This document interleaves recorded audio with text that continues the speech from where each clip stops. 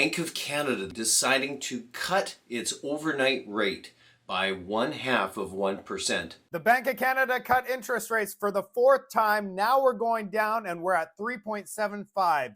Guess who is celebrating these interest rate cuts as if they're taking credit for it?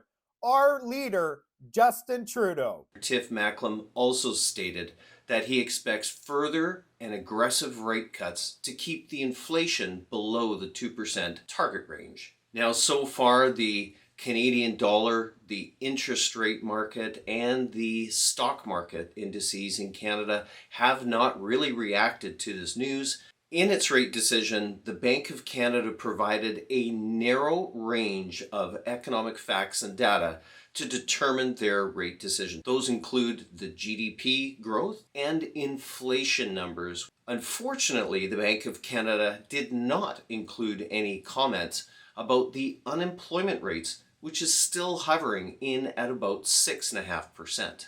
The US Federal Reserve and the Bank of Canada are now remarkably different in their policy. The Bank of Canada continuing its fourth consecutive rate cut since June, and the US Federal Reserve also making some adjustments, but not nearly as much as what the Bank of Canada has done as of late. Now, they should be different. The Canadian economy is weak. It's stuttering. But let's be honest. The Bank of Canada is expecting to wave magic fairy dust all over the economy and say everything's fine, but it's really not. Let's remember that a rate cut could take up to 6 and possibly even up to 18 months for it to take its effect into the economy. So the Bank of Canada is nothing more than a reactionary reflection of where the economy is going. Bank of Canada policy may be neutralized by other government policies. The Bank of Canada says that the economy will pick up in 2025 and claiming better economic and investment indicators. However, the proposed increase to the capital gains inclusion rate may deter investments from being made no matter what the economy is doing. Nobody wants to pay higher taxes, and the government could be fighting against the Bank of Canada rate decisions. I think one of the things that bothers me the most about the Bank of Canada and their decisions and policies is that they come from a perspective of arrogance, that they think that they're the ones who are determining what direction the economy is going, but nothing could be further from the truth.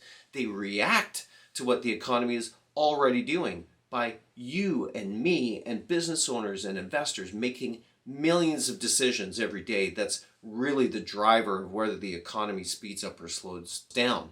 Now, certainly overnight rates are going to have an effect, but only marginal. Tiff Macklem has suggested that inflation has cooled off and the leading indicator is now at 1.6%. But what he doesn't include in his comments is the fact that falling energy prices have been a major factor in that core inflation rate dropping. He also said that inflation is going down. It's not that prices are going down, it's just that they're going up less aggressively.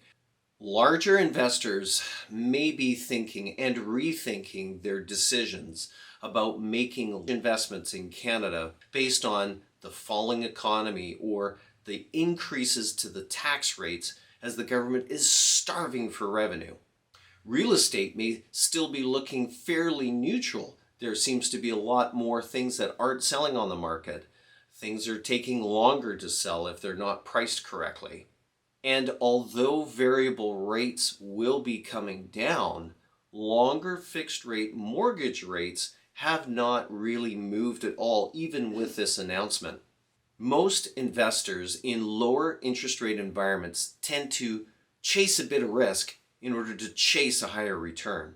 And therefore, they have to accept more risk in order to maintain the income that they already have.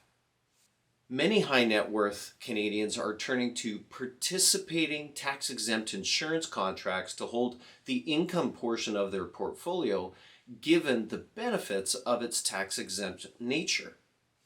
They're also looking to manage the risk of the trifecta of low interest rates, potentially growing inflation concerns, and tax liabilities. These benefits are available to all Canadians. To learn more about how to grow, control, and protect the wealth you've worked hard for, visit us at IBCanadaGroup.com, subscribe to this channel, and talk to one of our advisors about how you can integrate one of these kinds of contracts in your financial plan.